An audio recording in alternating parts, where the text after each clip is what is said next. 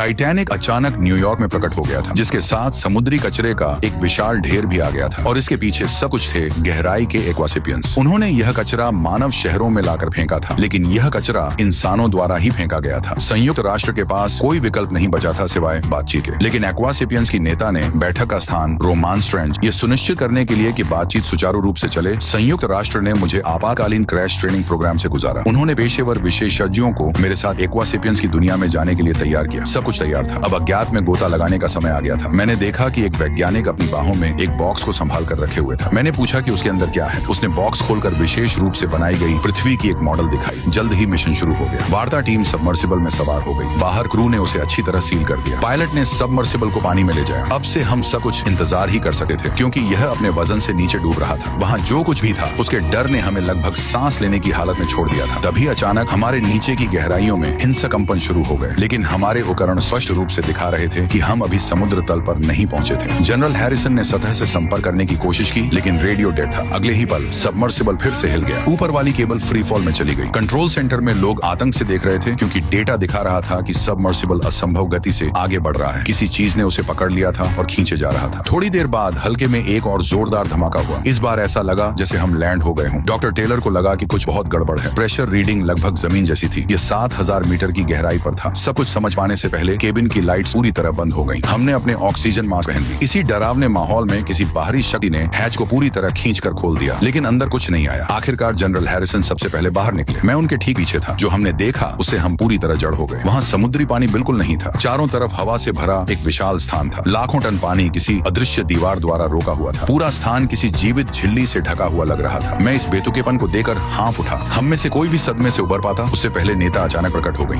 उन्होंने इशारा किया कि हम अपने मास्क उतार दें। सुझाव पर हम सब एक पल को हिचकिचा गए। सहज रूप से नेता मेरे पास आई और खुद मेरे मास्क को खींचकर उतार दिया। मैंने सांस ली। बिल्कुल सूखी जमीन पर खड़े होने जैसा महसूस हो रहा था। धीरे धीरे बाकी सबने भी वैसा ही किया। सिर्फ जंपी टेलर ने अभी भी अपना मास्क नहीं उतारा। नेता फिर हमें अंदर की ओर ले गई। जाहिर था कि एक्वासेपियंस एक घुमक्कड़ जाति थी। पृथ्वी का हर महासागर और जलमार्ग उनका घर था। लेकिन थोड़ी ही दूर चलने में मैं बाकी समूह से पूरी तरह अलग हो गया। वहाँ सिर्फ मैं और नेता थे। वह मेरे और करीब आई, अपना हाथ बढ़ाकर मेरे चेहरे को छूने लगी। मेरी त्वचा गर्म और खुरदरी थी। जैसे ही हम अपनी बातचीत को और गहरा ले जाने वाले थे, जनरल हैरिसन की आवाज ने सन्नाटे को चीर दिया। अपनी टीम से दोबारा मिलने के बाद हम सब नेता के मार्गदर्शन में आगे बढ़े, जब तक हम एक और भी भव्य चैम्बर में नहीं पहुंच गए। हमारे सामने असंख्य एक्वासेपियंस सैन्य गठन में खड़े थे। महिला नेता ने हमें डरने को मना किया। यह जगह हमारे लिए तैयार की गई थी। टेलर ने पृथ्वी की मॉडल नेता को सौंपी, लेकिन अगले ही पल मॉडल एक रहस्यमयी लाल चमक से